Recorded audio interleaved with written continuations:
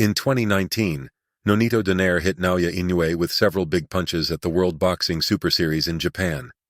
One of those punches visibly hurt Inoue, causing him to clinch to avoid more damage. Fast forward to earlier this year at the Tokyo Dome. Naoya Inoue was sent sprawling to the canvas by a left hook from Nery. Because of these two events, some boxing fans are now claiming that Inoue has a weak chin, or even a glass chin. The argument is twofold. First, they say that if Donaire had been in his prime during that fight, he would have knocked out Inoue with one of those legendary punches.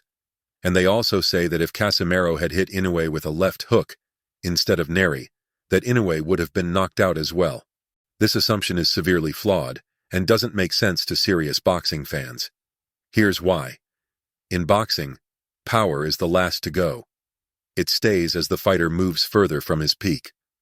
This is a well-known fact, acknowledged by trainers, coaches, and fighters.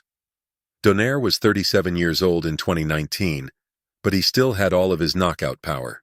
The same power that let him knock out tough opponents previously, including Vic Darchinyan, Fernando Montiel, and Jorge Arce. The same power that sent Stefan Young to sleep at the World Boxing Super Series.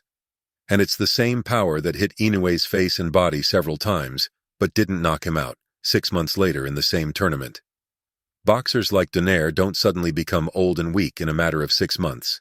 Especially when, 2 years later, Donaire would finish Nordine Wobali and Raymart Gabala with the same power punches. What does this mean?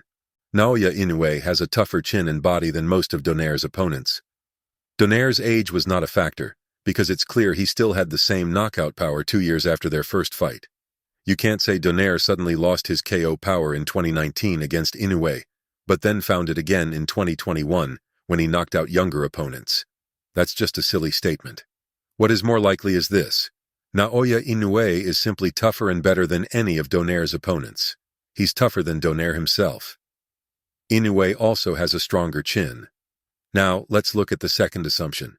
People say Casimero would have knocked out Inoue if he had landed the left hook, but is Casimero stronger than Nery? Let's see. We can compare their KO ratios. Nery has a KO ratio of 77%. John Riel Casimero has a KO ratio of 66.67%, the same as Nonito Donaire. So, would Casimero have knocked out Inoue if he were the one who landed that left hook? It's doubtful, given these figures. If a 77% KO possibility can't knock out Inoue, how would 66% do any better? Well, I guess you could say, if that punch had perfect timing and lands in the perfect spot like Inoue's chin, then yes. Whatever KO ratio it is won't matter. And that actually makes sense generally speaking. You'd be correct in making that statement. But the problem with that is, Cuadro Alas Casimero is not known for his ability to time an opponent. He's more of a puncher-brawler who puts relentless pressure on opponents. You know who has a better ability to time opponents? Stephen Fulton. But look what Inoue did to him. And do you know who has the best ability among them to time an opponent? Yes, it's Naoya Inoue. By the way, speaking of KO ratios, Naoya Inoue's KO ratio is 89%. So, among Inoue, Nery, Donaire, and Casimero, Inoue has the highest chance of knocking out any opponent, while Casimero has the lowest chance, based on these figures. To wrap up this video, Naoya Inoue does not have a weak chin. In fact, he has one of the toughest chins in the business. And second, Casimero is only as strong as Donaire, and Nery may be stronger than them both. In a fight between Casimero and Inoue, Casimero would have no clear advantage whatsoever.